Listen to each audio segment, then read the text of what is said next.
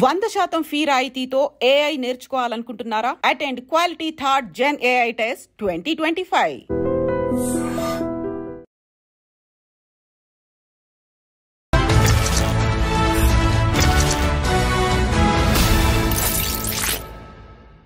అందరికీ నమస్కారం. నేను Swaroopa Potlapalli. Welcome to iDream. అగ్రరాజ్యం అమెరికా 47వ అధ్యక్షుడిగా బాధ్యతలు స్వీకరించిన తర్వాత డొనాల్డ్ ట్రంప్ దూకుడుగా వ్యవహరిస్తున్నారు. ముఖ్యంగా అమెరికాలో ఉండి పార్ట్ టైం జాబ్స్ చేసుకుంటున్న విదేశీయుల వీసాలను రద్దు చేస్తామని ఆయన ప్రకటించారు. ఇంకొక వైపు ఫారినర్స్ కి జన్మతహా వచ్చే పౌరసత్వాన్ని కూడా ఫిబ్రవరి 20 తర్వాత రద్దు చేస్తామని ఆయన ఎగ్జిక్యూటివ్ ఆర్డర్ మీద సైన్ కూడా చేశారు. కాకపోతే అక్కడి న్యాయస్థానాలే ఆయన్ని తప్పుపట్టాయి.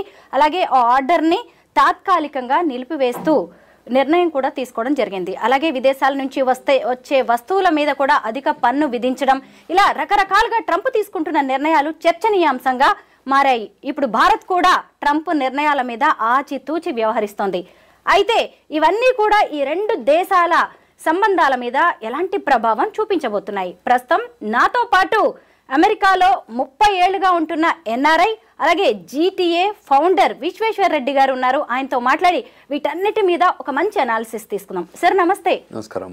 ముఖ్యంగా ఈ పార్ట్ టైం జాబ్స్ చేస్తున్న వాళ్ళ వీసా రద్దు గురించి మాట్లాడుకుందాం సార్. ఎందుకంటే మన భారతీయులు 3 లక్షల మంది విద్యార్థులు అక్కడ ఉన్నారు. ఎప్పుడైతే ట్రంప్ ఈ నిర్ణయం తీసుకున్నారో ఆ తర్వాత జరిగిన చెకింగ్స్లో 18,000 మంది మన భారతీయులు పట్టుబడ్డారు. దీంతో అసలు ఇక్కడ ఉంటున్న తల్లిదండ్రులు, అక్కడ ఉంటున్న పిల్లల్లో చాలా టెన్షన్ మొదలైంది. ఎందుకంటే అమెరికాలో చదువుకోవడం అంటే చిన్న విషయం కాదు. లక్షల రూపాయలు కావాలి, కనీసం 50 లక్షలు కావాలి 2 ఏళ్ళు అయితే చదువుకోవాలంటే. అలాంటప్పుడు జాబ్స్ చేయక తప్పని పరిస్థితి. దీని మీద రకరకాల అపోహలు అయితే ఉన్నాయి. మీలాంటి సీనియర్ ఎన్ఆర్ఐస్ దీని మీద ఒక క్లారిటీ ఇస్తే అందరికి కూడా టెన్షన్ తీరిపోతుంది. తప్పకుండా. టిపికల్గా ఏంటంటే ఈ వీసా సిస్టంలో మన వాళ్ళు స్టూడెంట్ రూపకంగా అక్కడికి వస్తారు. అంటే మేజర్గా వచ్చే దానిలో F1 వీసా అని అంటారు. తర్వాత H1B వీసా ఒకటి ఉంటుంది స్కిల్డ్ లేబర్లో. తర్వాత మన పేరెంట్స్ కానీ ఇన్లాస్ కానీ వచ్చేది విజిటర్ వీసా మీద వస్తుంటారు. అంటే ఇప్పుడు ఎకో సిస్టంలో ఈ 3 అయితే ఇంటిగ్రేట్ అయి ఉంటాయి. ఇంకా there are number of visa types ఉన్నాయి. ఆల్ఫాబెటికల్ లెటర్లో A to Z మధ్యలో ప్రతి లెటర్కి ఏదో ఒక వీసా టైపు అమెరికా వెల్కమ్ చెప్తుంటుంది. అంటే కంట్రీ లోపలికి రావడానికి, because as this is an immigrant country they welcome everyone. So ఇక్కడ ఉన్న సిచ్యువేషన్ అంటే మేజర్గా మనకి ఇంపాక్ట్ ఏంటంటే F1 వీసాలో వీసాకి వెళ్ళే ముందు మనం ఏం చెప్తామంటే అక్కడ I-20 అని ఒకటి ఫామ్ ఉంటుంది. అందులో ఏం రాస్తారు, కాలేజ్ ఫీజు ఉంటుంది, కాలేజీలో బోర్డింగ్ అండ్ లాడ్జింగ్ ఫీజు ఉంటుంది. టిపికల్గా ఆ డబ్బుకు మన దగ్గర ఉన్నాయి, అయితే మన డబ్బు ఉంది, లేదంటే మన బ్యాంకు లోన్ రూపకంగా మేము కడతామని చెప్పేసి ఒక డ్రాఫ్ట్ లెటర్ తీసుకెళ్ళి వీసా ఆఫీసర్కి మనం ఇక్కడ ఏదైతే కాన్సులేట్లో వీసా ఇంటర్వ్యూకి వెళ్తాం చూడండి, అప్పుడు మనం చూపిస్తాం. అంటే మా దగ్గర డబ్బు ఉంది, అయితే మన సొంత డబ్బు లేదంటే లోన్ డబ్బు బ్యాంక్ ద్వారా తీసుకుంది. నేను అక్కడ ఉండి ఆ 2 సంవత్సరాలు 3 సంవత్సరాలు చదువుకునే క్రమంలో అక్కడ అయ్యే ప్రతి ఖర్చును కూడా నేను ఇక్కడ నుంచే తీసుకెళ్తానని మనం ప్రామిస్ చేస్తాం. ఇక్కడ ఆ ప్రామిస్ బేస్డ్ మీదనే మనకు వీసా ఇస్తారు. నేను అక్కడ వెళ్ళి ఫస్ట్ సెమిస్టర్ 2 సెమిస్టర్ నేను డబ్బు తీసుకెళ్తాను, తర్వాత 3rd 4th సెమిస్టర్కి నేను అక్కడ పని చేసుకొని నేను చేస్తానంటే అక్కడ వీసా ఇవ్వరు. సో ఈ టిపికల్ ప్రాసెస్ అనేది స్టాండర్డ్ ప్రాసెస్. అంటే ఇది ఒక 2 years 3 years కింద పెట్టింది కాదు, చాలా ఏళ్ళ నుంచి కూడా మన ఇక్కడ నుంచి వెళ్తున్న చాలామంది స్టూడెంట్స్ ఇది ఫాలో అవుతున్న సిస్టమ్. సో ఇప్పుడు ఏమవుతుందంటే new digital age, so tracking ఇది ఈజీ అయిపోయింది. ఇప్పుడు మన స్టూడెంట్స్ వచ్చి ఏం పని చేస్తారు, ఒకప్పుడు అంత ట్రాకబిలిటీ లేకుండేది. ఇవాళ ఏమవుతుందంటే ఎవ్రీథింగ్ ఇస్ ట్రాకబిలిటీ. ఇది యూజువల్గా మన వాళ్ళు అక్కడికి వెళ్ళి F1 వీసాలో చేసే జాబ్స్ ఉంటుంది చూడండి, అది గ్యాస్ స్టేషన్ కానీ, గ్రాసరీ స్టోర్ కానీ, లిక్కర్ స్టోర్ కానీ, వాట్ ఎవర్ ఇది హార్డ్ జాబ్స్ అంటారు మనం అక్కడ. ఈ హార్డ్ జాబ్స్ ఎంత అంటే $10 నుంచి $12-13 మధ్యన క్యాష్ జాబ్స్ అన్నట్టు. ఈ క్యాష్ జాబ్స్ ఏంటంటే మనం పే చేయం, ట్యాక్స్ పే చేయం ఇంకా. సో అక్కడ బిగ్ కన్సర్న్ వచ్చి పెట్టింది అన్నట్టు. అక్కడ USCIS United states citizenship and immigration services ద్వారా ఏ రూపకంగా ఉంటుందంటే అక్కడికి వచ్చే వాళ్ళు ఒక డిపార్ట్మెంట్ ఆఫ్ లేబర్ రూల్స్కి బైండ్ అయి ఉండడం, USCIS నామ్స్కి ఆ రెగ్యులేషన్స్కి బైండ్ అయి ఉండడం వల్లనే అక్కడికి రాణిస్తారు. అట్లనే F1 వీసా ప్రోగ్రామ్ ఎలా ఉందో H1B ప్రోగ్రామ్ కూడా అలా ఉంటుంది. H1 కూడా వర్క్ పర్మిట్ ఇస్తారు, మనం అక్కడ H1 3 years ఎక్స్టెన్షన్ ద్వారా మళ్ళీ ఇస్తుంటారు. సో ఈ రెండిట్లలో కూడా ఇప్పుడు ఇమీడియట్ ఇంపాక్ట్ ఎవరు ఆలోచిస్తున్నారంటే మన స్టూడెంట్స్. సో స్టూడెంట్స్ నేను మధ్యలో ఈ ఇంటర్వ్యూ ప్రాసెస్ కూడా చాలామంది మీట్ అయినప్పుడు చెప్పిందంటే మా అబ్బాయికి మేము ఫస్ట్ సెమిస్టర్ కట్టాము, మిగతా సెమిస్టర్ డబ్బును అక్కడే హార్డ్ ఎర్న్డ్ మనీ తీసుకొని అది మళ్ళీ ఫీజు కడతాను. So which is the violation of regularities. అంటే అక్కడ ఏదైతే నామ్స్ ఇమిగ్రేషన్ నేషనాలిటీ యాక్ట్స్ అని ఉంటాయమ్మా ఇక్కడ ఉన్నట్టే, అని ఇమిగ్రేషన్ నేషనాలిటీ యాక్ట్ ప్రకారమే మనం వీసా ఇస్తారు. అవి వయలేట్ చేస్తే ఏం చేస్తారంటే ఆ నిమిషం మేము పట్టుకోరు. మనం ఎప్పుడైతే మళ్ళీ కంట్రీ బయటికి వెళ్ళి లోపలికి వస్తామో అప్పుడు పోర్ట్ ఆఫ్ ఎంట్రీలో పట్టుకునేవాళ్ళు. అంటే సెకండరీ ఇన్స్పెక్షన్లో పక్కకు తీసుకెళ్ళి అక్కడ ఇంటర్వ్యూ క్వశ్చన్స్ అడిగేసి అక్కడ దానిలో వయలేట్ చేస్తే డిపోర్ట్ చేస్తారు. అది ఒక ప్రాసెస్. ఇప్పుడు ఏంటి, ఈ ట్రంప్ అడ్మినిస్ట్రేషన్ వచ్చాక 2.0లో ఇప్పుడు ఐస్ అంటుంది, ఇమిగ్రేషన్ కస్టమ్స్ ఎన్ఫోర్స్మెంట్. సో ఈ ఐస్ ఏదైతే డిపార్ట్మెంట్ ఉంటుందో ఈ ఐస్లో ఉన్న ఆఫీసర్స్ ఏం చేస్తారంటే దే సైట్ ఆడిట్స్కి వెళ్తారు. ఇవాళ today they put up on their website, మీరు ఎక్కడైనా ఈ స్టూడెంట్స్ పనిచేస్తున్నా కానీ ఎక్కడైనా చేస్తే మాకు రిపోర్ట్ చేయండి అని చెప్పారు. అమెరికాలో లాలో ఏముంటుందంటే you see something you say something అని అంటుంటారు. ఆ నామ్స్లోనే పనిచేస్తుంటారు. ఇప్పుడు ఆ కంట్రీ చాలా immigrant welcoming country, because the country itself is immigrant country. కాబట్టి హిస్టారికల్గా 400 ఏళ్ల నుంచి కూడా చాలామంది అక్కడికి మైగ్రేట్ అవుతున్నారు. ఎస్పెషల్లీ గత 40-50 సంవత్సరాల నుంచి ఇండియన్స్ ఎక్కువ వెళ్తున్నారు. సో ఈ గత 20 సంవత్సరాల నుంచి తెలుగు వాళ్ళు ఎక్కువ వెళ్తున్నారు. అంటే ఇండియన్స్లో గుజరాతీ వాళ్ళు కానీ పంజాబీ వాళ్ళని వెళ్ళేవారు. ఈ తెలుగు ప్రపంచం 20 ఏళ్ళ నుంచి బాగా జరుగుతుంది. ఎస్పెషల్లీ ఆ Y2K ఉండే చూడండి, అప్పటి నుంచి ఎక్కువ రావడానికి ఆస్కారం ఉంది. అప్పుడు కొన్ని వీసాలు కూడా పెంచి ఉండేవాళ్ళు. సో ఈ F1లో ఉన్నప్పుడు పేరెంట్స్ ఎక్కువ ఫీల్ అవుతున్నది ఏంటంటే మనం అది అక్కడ వెళ్ళి మా పిల్లలు పని చేస్తారు, ఇప్పుడు మా పిల్లలు పని తీసేస్తున్నారని. ఇది చేయడము తీయడం అనేది అందులో నామ్స్లో లేదు. సో మనం చేయడం తప్పు, ఇట్స్ అ వయలేషన్. చేయొచ్చు. ఒక 20 hours ఆథరైజ్డ్ వర్క్ ఉంటుంది. ఒక యూనివర్సిటీలో వెళ్ళి మాస్టర్స్ కోటా కింద మనం అక్కడ జాయిన్ అయితే అందులో వాళ్ళకి 20 hours పనిచేయచ్చు. ఇది ఆన్ క్యాంపస్ జాబే చేయాలి. బయట వెళ్ళి పనిచేయడానికి అథారిటీ లేదు, దాన్ని అన్ఆథరైజ్డ్ వర్క్ అంటారు. సో ఇందులో మనం వెళ్తే తప్పకుండా మనం వయలేట్ చేసినట్టు అవుతుంది. కాబట్టి ఆ కంట్రీ నామ్స్లో మనం ఉండాలనేది మన ఉద్దేశం. సో దాన్ని మనం ప్రాపర్గా కమ్యూనికేట్ చేయగలిగితే స్టూడెంట్స్ కానీ స్టూడెంట్స్ పేరెంట్స్ కానీ ఒక ఎడ్యుకేషన్ ఇవ్వగలిగితే వాళ్ళు ప్రిపేర్ అయి ఉంటారు.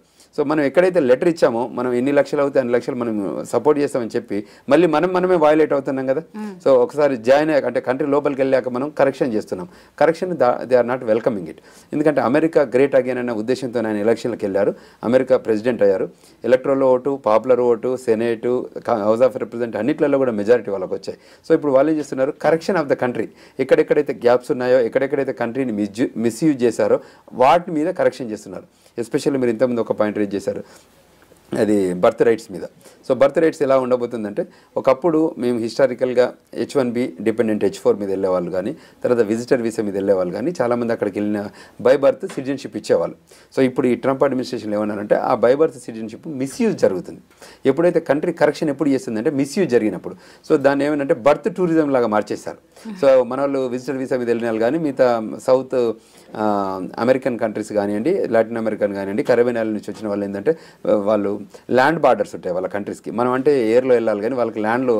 సో ఒక హిస్టారికల్ ఏంటంటే వాళ్ళు టన్నెల్ రూపకంగా కానివ్వండి, గోడల దింకు రూపకంగా పెద్ద బార్డర్, ల్యాండ్ బార్డర్. సో ఎక్కడెక్కడనో ట్రక్కుల రూపకంగా చాలా వేల మంది హిస్టారికల్గా అనాథరైజ్డ్గా వెళ్ళారు కంట్రీ లోపలికి. ఇల్లీగల్ ఇమిగ్రేషన్ అంటారు దాన్ని. సో వెళ్ళిన వాళ్ళు ఏం చేస్తున్నారు, వాళ్ళకి అక్కడ పిల్లలు పుడితే ఏమవుతారు, వాళ్ళు సిటిజన్స్ అవుతున్నారు. సో ఇది దాంతో ఏమవుతుందంటే కంట్రీ ఎకనామిక్ దానిలో ఇబ్బంది అవుతుంది. సో దాన్ని కంట్రీ ఏమవుతుందంటే we need to correct it. It's also ఈ సదరన్ కంట్రీస్ నుంచి వచ్చే వాళ్ళని కూడా ఆపాలంటే this is the best thing అని చెప్పేసి ఆయన he introduce that bill. So అది ఎగ్జిక్యూటివ్ ఆర్డర్ ఇచ్చాడు. సో దాన్ని మీరు ఇంతకుముందు అన్నట్టు Democratic Party, because is Republican Party కాబట్టి డెమోక్రటిక్ పార్టీ వాళ్ళు ఏం చేస్తారంటే మైగ్రేషన్ ఫ్రెండ్లీ, ఇమిగ్రేషన్ ఫ్రెండ్లీ కాబట్టి ఇది నో ఇది నాట్ కరెక్ట్ అని చెప్పి వాళ్ళు ఆ కంట్రీస్ ఏదైతే గవర్నర్స్ ఉన్నారో వాళ్ళు నెగటివ్ దాన్ని ఇంపాక్ట్ చేస్తున్నారు. అదేవిధంగా వాషింగ్టన్ స్టేట్లో ఉన్న కోర్టు సిస్టంలో కూడా వాళ్ళు కూడా ఏం చెప్పారంటే దీన్ని హోల్డ్ చేసి పెట్టారు. దీని మీద అంటే మీరు ఎగ్జిక్యూటివ్ ఆర్డర్ ఇచ్చే కంటే ఎక్కువ దీన్ని కాన్స్టిట్యూషనల్ అమెండ్మెంట్ చేస్తే బాగుంటుంది అనేది వాళ్ళ ఉద్దేశం. అంటే ఏదైనా ప్రాపర్గా వెళ్తే బాగుంటుంది. దానిని president take a decision rather than discussing in the Senate or Congress Capitol హిల్లో డిస్కస్ చేసి ఒక అంటే కన్సెన్సస్గా తీసుకొస్తే బాగుంటుంది. సో ఈ ఆయన చెప్పే విధానం ఏంటంటే ఒకప్పుడు లాస్ట్ అడ్మినిస్ట్రేషన్లో ట్రంప్ గారు ఏం చేశారంటే ఒక 7 కంట్రీస్ మీద బ్యాన్ చేశాడు, ఇస్లామిక్ కంట్రీస్ మీద టిపికల్గా ఆయన బ్యాన్ చేస్తే అప్పుడు ఏం చేశారు, ఇట్లనే సేమ్ డిస్కషన్ డిబేట్స్ అయింది. బట్ చివరికి అది సుప్రీంకోర్టుకి వెళ్ళింది. సుప్రీంకోర్టు ఆయన డెసిషన్ని ఎండార్స్ చేసింది. సో ఆయన లాస్ట్ టైం గవర్నెన్స్లో ట్రంప్ 1.0లో తీసుకున్న చాలా ఎగ్జిక్యూటివ్ ఆర్డర్స్ కూడా ఏమైందంటే కొన్ని డినే అయ్యి కూడా అయ్యాయి. అంటే వీళ్ళు కోర్టు ఒప్పుకోకపోవడం కోర్టు. సో ఇప్పుడు కూడా ఆయన కొన్ని ఎగ్జిక్యూటివ్ ఆర్డర్ తీసుకున్నారు కదా, అన్నీ యాక్సెప్ట్ చేయాలని రూల్ ఏం లేదు, కొన్ని డినే కూడా కావచ్చు. బట్ ఈయన తీసుకున్న కొన్ని నిర్ణయాలు ఎస్పెషల్లీ ఏంటంటే కంట్రీలో ఇల్లీగల్ మైగ్రేషన్ జరిగిందని ఏదో రకంగా ఎవరెవరు కరెక్ట్ చేయాల్సింది కదా. ఇప్పుడు ఇక్కడ ఇల్లీగల్ కనెక్షన్లో హైడ్రా రూపకంగా మనకి జరిగింది చూడండి ఆ టైప్. ఇది కూడా సిమిలర్ టిపికల్ ఆ టైప్ ఆఫ్ యాక్టివిటీ కదా. ఎవరైతే ఇల్లీగల్గా వచ్చారో వాళ్ళని మేము కంట్రీ బయటికి పంపుతాము ఆ ఉద్దేశంతో ఇప్పుడు కొలంబియాకు పంపించారు. ఇప్పుడు అందులో కూడా క్రిమినల్ బ్యాక్గ్రౌండ్ ఉన్న వాళ్ళని ఎస్పెషల్లీ క్రిమినల్ బ్యాక్గ్రౌండ్ వాళ్ళని ఫస్ట్ టేకప్ చేస్తున్నారు. తర్వాత వయలేషన్ ఎవరైతే చేస్తున్నారో ఇమిగ్రేషన్ అనేది కూడా ఒకటి కంట్రీకి ఇంపార్టెంట్ సబ్జెక్ట్. సో అందులో గ్యాప్ ఇచ్చిన వాళ్ళని కూడా వీళ్ళు చేయగలిగి ఇప్పుడు ఆ నిర్ణయమే తీసుకుంటున్నారు. అది కొద్దిగా మనకు రప్చర్ అవుతుంది. బర్త్ రైట్ సిటిజన్షిప్ అనే దానికి వచ్చినప్పుడు ఇప్పుడు H1B అలాగే L1 మీద వచ్చిన వాళ్ళకి ఖచ్చితంగా లేదు, గ్రీన్ కార్డ్ హోల్డర్స్కి మాత్రమే అని ఆయన చెప్పారు కదా. మరి ఇక్కడ ప్రాబ్లం వస్తుంది కదా, అందరికీ గ్రీన్ కార్డు ఉండదు, మరి వాళ్ళ పిల్లలకి బర్త్ రైట్ సిటిజన్షిప్ క్యాన్సిలేషన్ అనేది ఇబ్బందే కదా భారతీయులకు కావచ్చు, వేరే కంట్రీస్ వాళ్ళకి కూడా. అది చాలా ఇబ్బందికరమైన పరిణామము. కానీ ఏం చేస్తారంటే ఆ ప్రోగ్రామ్ అంటే బర్త్ రైట్ సిటిజన్షిప్ హిస్టారికల్గా 100 ఏళ్ళ పైగా ఇస్తూ వస్తున్న దాన్ని మిస్యూజ్ చేస్తున్నారు.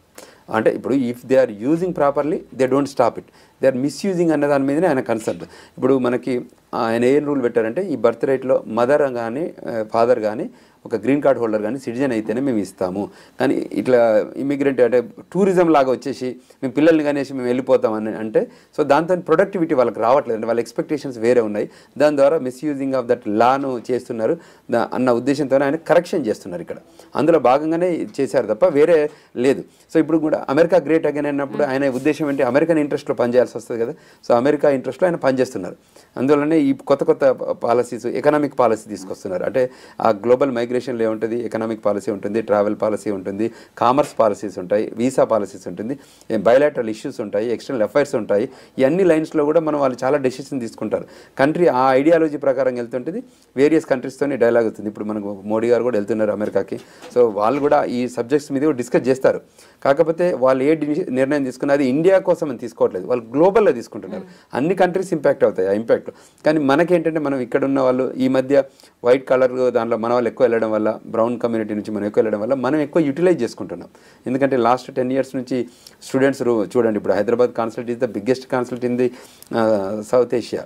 సో ఒకప్పుడు ఇక్కడ కాన్సులేటే లేదు, మేము వెళ్ళినప్పుడు అసలు ఇక్కడ కాన్సులేటే లేదు, మేము చెన్నైకి వెళ్ళి వీసా తీసుకొని వెళ్ళేవాళ్ళం. సో ఈ క్రమంలో మేము ఏమంటున్నామంటే ఈ ఆపర్చునిటీ ఏమి ఇచ్చింది అమెరికా, ఎందుకు ఇక్కడ యూఎస్ కాన్సులేట్ పెట్టింది అంటే మోర్ పీపుల్ని వెల్కమ్ చెప్పడానికి పెట్టింది తప్ప డినై చేయడానికి కాదు కదా, రిజెక్ట్ చేయడానికి కాదు.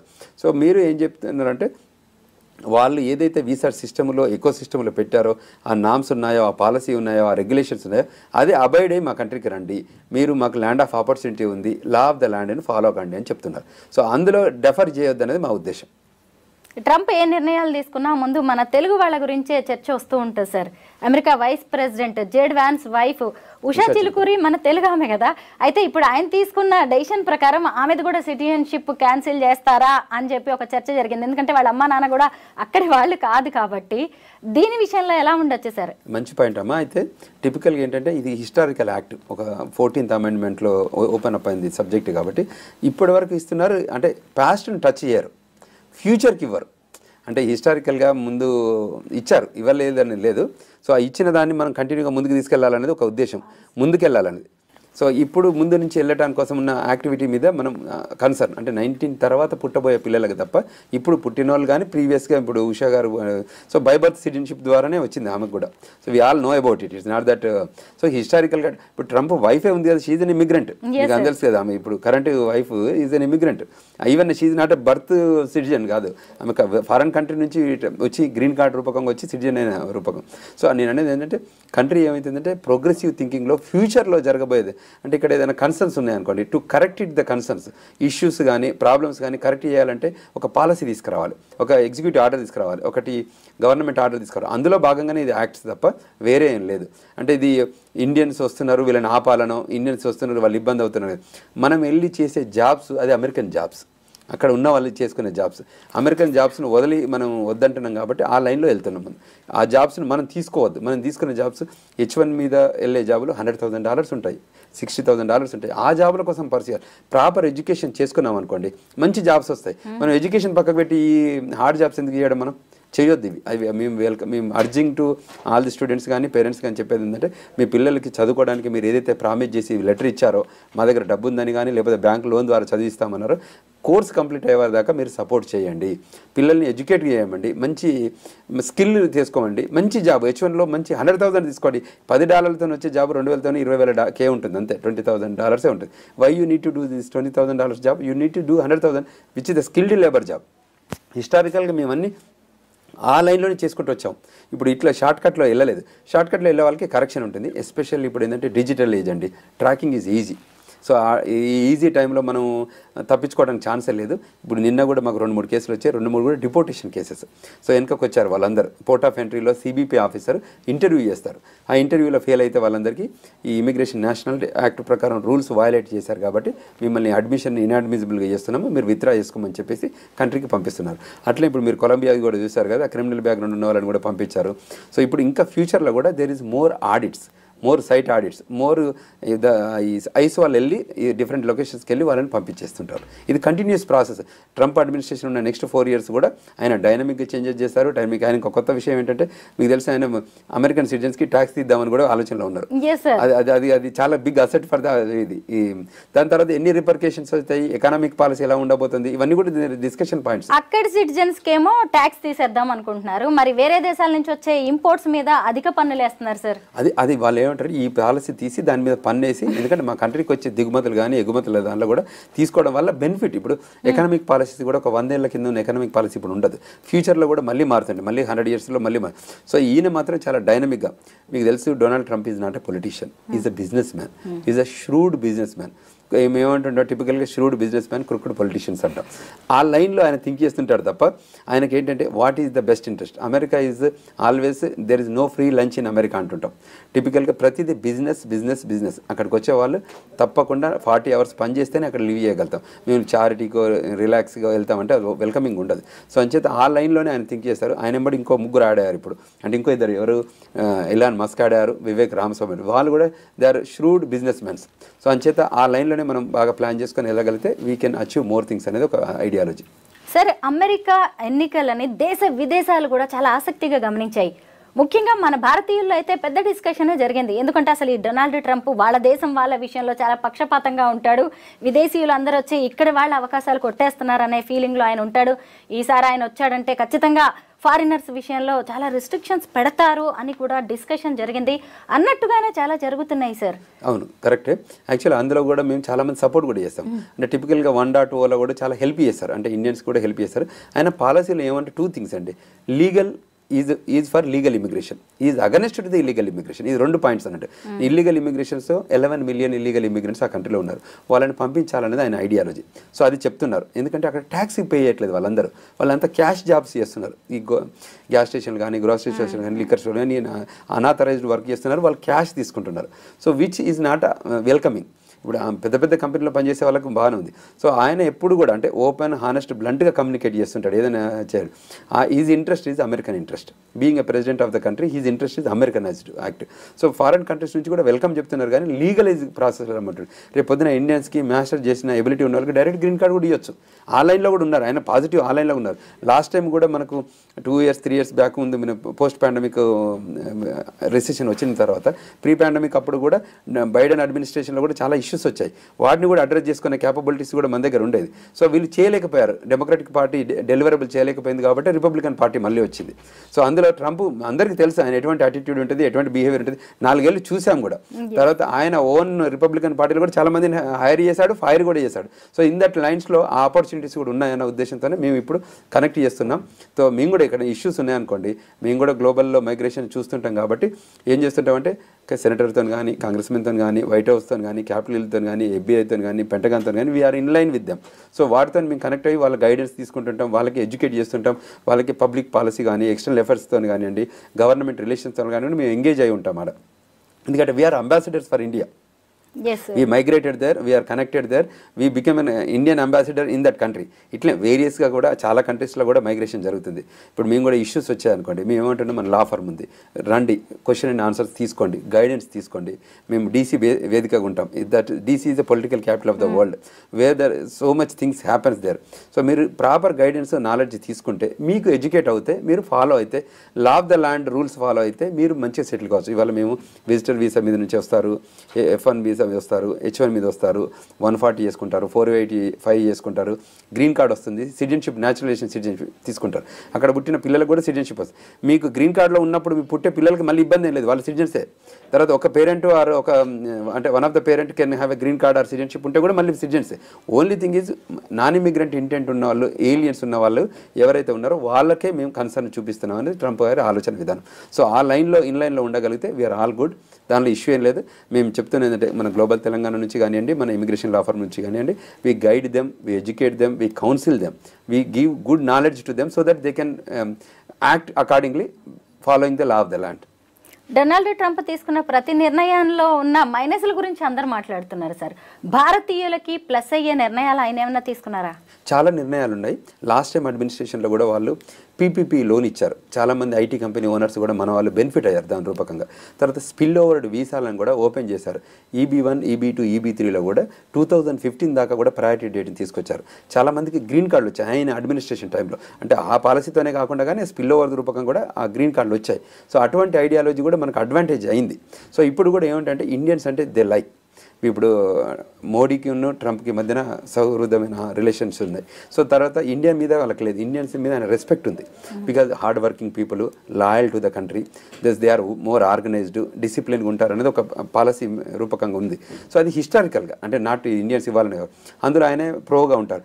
ఏదైనా ఇండియన్ స్పెసిఫిక్గా ఇష్యూ ఉంటే దెన్ గవర్నమెంట్ ఆఫ్ ఇండియా కూడా ఇన్వాల్వ్ అవుతుంది, ఎక్స్టర్నల్ అఫైర్స్ మినిస్ట్రీ కూడా ఇన్వాల్వ్ అవుతుంది, డిపార్ట్మెంట్ ఆఫ్ స్టేట్ రెండు టాక్ చేస్తారు, దాని సొల్యూషన్ ప్రొవైడ్ చేస్తారు. సో అంచేత మనకి ఇండియా వాళ్ళు ఏదైనా కూడా అంటే American point of view and Indian point of counter point of వ్యూలో కౌంటర్ వీళ్ళ ఎక్స్టర్నల్ అఫైర్స్ దాని మీద కూడా they will have a dialogue. Every time మంచి డైలాగ్ అవుతుంది. దే విల్ డెలివర్ దస్. ఇక్కడ కన్సర్న్స్ ఉంటే అడ్రస్ చేసుకుంటారు. సో అందులో ఇష్యూస్ ఏం లేవు. Thank you so much sir. ఎందుకంటే ట్రంప్ డెసిషన్స్కి సంబంధించి అందరిలో చాలా భయాలు అయితే ఉన్నాయి. వాటన్నిటిని కూడా పోగొట్టడానికి ఖచ్చితంగా మీ ఇంటర్వ్యూ హెల్ప్ అవుతుందని అనుకుంటున్నాను. Thank you so much once again. Thank you very much. నాకు ఆపర్చునిటీ ఇచ్చి iDream ద్వారా ఇప్పుడు ఎడ్యుకేషన్ ఇస్తున్నారు. ఇది గ్రేటెస్ట్ అసెట్. ఎందుకంటే అవేర్నెస్ ఇవ్వడం ఇంపార్టెంట్. వాళ్ళందరినీ పేరెంట్స్ని కూడా వెల్కమ్ చెప్తున్నాము, ఈ స్టూడెంట్స్ని కూడా ఇప్పుడు కూడా రమ్మంటున్నాం. ఇంకా మనకి వీసాలో ఇస్తున్నారు. మన హైదరాబాద్ కాన్సులేట్ ఉంది. తర్వాత H1B ప్రోగ్రామ్ కింద కూడా 65,000 F1 వీసా వాళ్ళకి ఇస్తున్నారు, 20,000 F1 వాళ్ళకి ఇస్తున్నారు, రెగ్యులర్ కోటా 65 ఇస్తున్నారు, 85,000 H1s ఎవ్రీ ఇయర్ ఇస్తున్నారు. సో అందులో కూడా మెజారిటీ మన వాళ్ళే బెనిఫిట్ అవుతున్నారు. సో అంచేత ప్రాపర్గా యూటిలైజ్ చేసుకోండి, రండి, గైడెన్స్ తీసుకోండి, అమెరికాలో సెటిల్ కాండి, మరి give it back to the society. అంటే మళ్ళీ మనం ఎక్కడైతే పుట్టిన గడ్డకు కూడా మళ్ళీ మనం వెనుకకు వచ్చి మనం బ్రెయిన్ గెయినే కాకుండా రివర్స్ గెయిన్ కూడా ఇవ్వాలి. అంటే లూజింగ్ కాకుండా అక్కడ మళ్ళీ పెట్టాలనేది మా ఉద్దేశం. దానికోసం మేము పనిచేస్తాం. ట్రంప్ డెసిషన్స్ వల్ల ఏదో జరిగిపోతుందని అందరూ భయపడాల్సిన అవసరం ఏం లేదు. చక్కగా రండి, చదువుకోండి, ఉద్యోగాలు చేయండి, అలాగే అక్కడి సొసైటీకి తిరిగి ఇవ్వండి అని విశ్వేశ్వరరెడ్డి సార్ చెప్తున్నారు. అయితే మీరెవరూ భయపడాల్సింది ఏం లేదు. ఎప్పట్లాగే చక్కగా మళ్ళీ భారత్ అలాగే అమెరికా సంబంధాలు ఎప్పట్లాగే నడుస్తాయి. భయపడాల్సిన అవసరం ఏం లేదు. Thank you so much sir. Thank you very much.